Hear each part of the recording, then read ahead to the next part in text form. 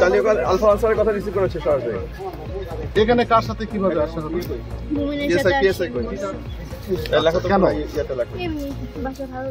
রাজধানীর মোহাম্মদপুর থেকে নিখোঁজ স্কুল ছাত্রী আরবি ইসলাম সুবাকে দেখা গেছে নওগাঁতে।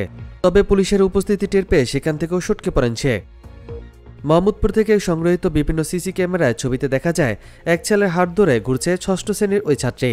এর মধ্যে দুইজনকে আটক করতে সহযোগিতা চাওয়া হয়েছে ছেলের বাবা ও চাচার কাছে। এ সকল তথ্য জানিয়েছে মোহাম্মদ থানার এডিসি জুয়েল রানা। তিনি বলেন, সুবার বাবা ইমরান রাজীবের সাধারণ ডায়েরি করার পর থেকেই শুরু হয়েছে সিসিটিভির বিশ্লেষণ। সেখান থেকে এক ছেলের সাথে কথা বলতে দেখা যায় সুবাকে। পরে সে ছেলের বাড়ি নওগাঁয় চলে যায় সে। তিনি বলেন, সুবা নওগাঁর ওই ছেলের সাথে গেছে, তার নাম মমিন হোসেন।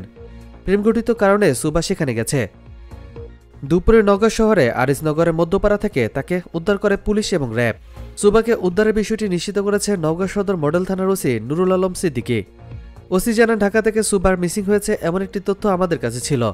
সুবা নওগাঁয় অবস্থান করছে এমন তথ্যের ভিত্তিতে আরজি নওগাঁর মধ্যপাড়া এলাকায় সুবার কথিত প্রেমিক মুমিনের বাসায় অভিযান চালানো হয়।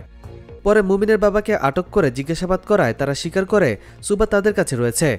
এরপর মুমিনের পাশের বাসা থেকে সুবাকে আটক করে পুলিশ ও র্যাব ৫। এরপর র্যাব ৫ জয়পুরহাট ক্যাম্পে তাদের দুইজনকে নেওয়া হয়। ওসি জানান, প্রাথমিক জিজ্ঞাসাবাদে সুবা স্বীকার করে টিকটকের সুবাদে তাদের দুইজনের পরিচয় হয়। তবে এই বিষয়ে যেহেতু আমাদের বেশি কিছু জানা নেই, তাই পরবর্তীতে তাকে জিজ্ঞাসাবাদের মাধ্যমে বিস্তারিত জানা যাবে।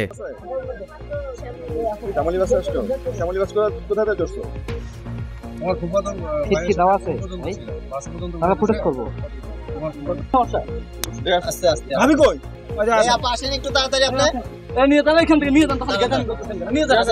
আসুন, এদিকে ক্লিয়ার করুন, রাস্তা ক্লিয়ার করুন। আপনার দাঁড়ান না। আচ্ছা,